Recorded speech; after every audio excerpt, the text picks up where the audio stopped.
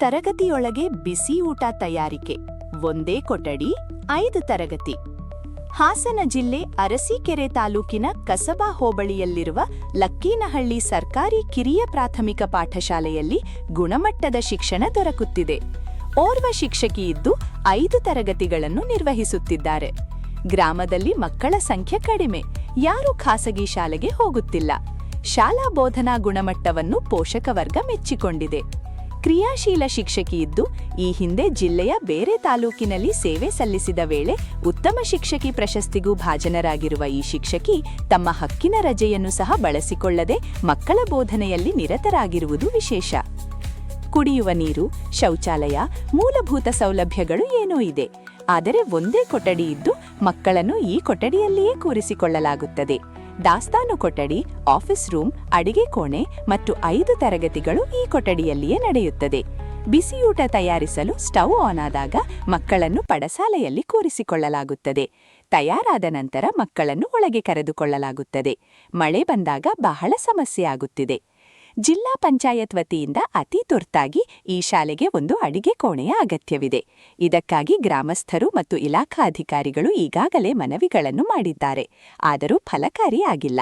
ಮಕ್ಕಳ ಸುರಕ್ಷತೆ ದೃಷ್ಟಿಯಿಂದ ಅತಿ ತುರ್ತಾಗಿ ಬಿಸಿಯೂಟ ತಯಾರಿಕೆಗೆ ಒಂದು ಅಡಿಗೆ ಕೋಣೆಯನ್ನು ಒದಗಿಸಿಕೊಡುವ ನಿಟ್ಟಿನಲ್ಲಿ ನಮ್ಮ ಜನಪ್ರತಿನಿಧಿಗಳು ಮತ್ತು ಜಿಲ್ಲಾ ಪಂಚಾಯತ್ ಕಾರ್ಯನಿರ್ವಹಣಾಧಿಕಾರಿಗಳು ಆಸಕ್ತಿ ತೋರಬೇಕಿದೆ. ವರದಿ ಚಂದ್ರು ಯಾದವ್, ಹಾಸನ ಜಿಲ್ಲೆ, ಅರಸೀಕೆರೆ.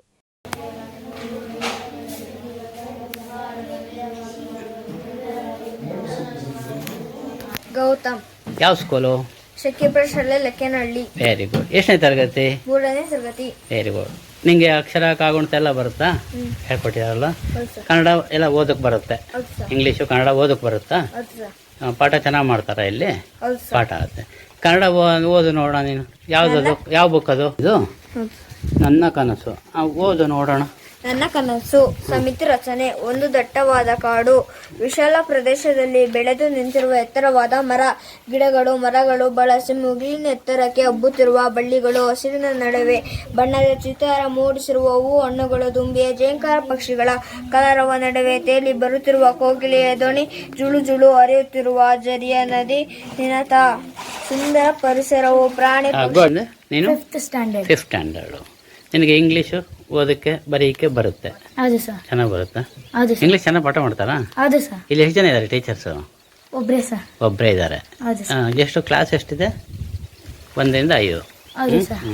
ಎಲ್ಲ ಸಬ್ಜೆಕ್ಟ್ ಒಬ್ಬರೇ ಮಾಡ್ತಾರೆ? ಹೌದು ಸರ್. ಕನ್ನಡ ಮಾಡ್ತಾರೆ, ಸಮಾಜ ಮಾಡ್ತಾರೆ, ಆಮೇಲೆ ಇನ್ನೇನು ಮಾಡ್ತಾರೆ? ಇಂಗ್ಲೀಷ್ ಮಾಡ್ತಾರೆ. ಕನ್ನಡ, EVS, ಇಂಗ್ಲೀಷು, ಮ್ಯಾಥ್ಸ್ ಮೇಳ ಅಷ್ಟು ಒಬ್ಬರೇ ಟೀಚರ್ ಮಾಡ್ತಾರೆ ಅಲ್ವಾ? ಹೌದು ಸರ್. ಹಾಂ, ಗುಡ್. ನಿನ್ಗೆ ಇಂಗ್ಲೀಷ್ ಓದಕ್ಕೆ ಬರುತ್ತೆ? ಹೌದು ಸರ್. ಎಲ್ಲಿ ಓದ್ತಿ ಇಂಗ್ಲೀಷ್ ನೀನು? ನೋಡು. ಪಾಠ ಯಾವುದಪ್ಪ? Gone with the scooter. ಇನ್ನೊಂದು ಹೇಳು. Gone with the scooter. ಓದು ನೋಡೋಣ. Gone with the scooter. Let us read. It was a summer afternoon. Gopi was sitting in the veranda reading a book. Suddenly he heard something rustling past and falling with a thud in the garden. He wondered what it could be. Perhaps it was a mango falling from the tree. Immediately Gopi put his book aside, got up and ran into the garden. He searched in between the thick. 2 ಅಂತ ಬರುತ್ತಾ? ಹೌದು sir. ಎಲ್ಲಿ ತನಕ ಬರುತ್ತೆ sir? 20ವರೆಗೂ ಬರುತ್ತೆ. 20 ತನಕ ಬರುತ್ತೀಯಾ? 13 ಒಂದು ಹೇಳ್ತೀಯಾ? Yes sir. ಫಾಸ್ಟಾಗಿ ಹೇಳ್ತೀಯಾ? Yes sir. 13 ಒಂದು ಹೇಳು.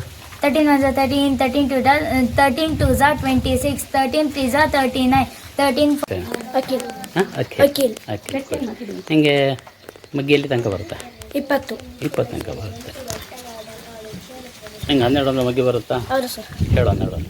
12 12 12 ಪತಕ 12 3 30 12 40 12 40 12 42 17 ಪತಕ 18 19 12 18 20. ನಿನಗೆ ಇಂಗ್ಲೀಷ್ ಓದಕ್ಕೆ ಬರುತ್ತಾ? ಹೌದು ಸರ್. ಚೆನ್ನಾಗಿ ಓದ್ತೀಯಾ? ಹೌದು ಸರ್. ಓದು ನೋಡೋಣ. ಇಂಗ್ಲೀಷ್ ಓದು. Unit 2, my colorful world, the rainbow. Let us recite. Boats sail on the rivers and ships sail on the seas, but clouds that sail across the sky are prettier far than this. There are bridges on the rivers as pretty as you place. But the bowed bridges heaven and overtops the tree, and builds a road from earth to sky is prettier for than this. Fish to the rosette.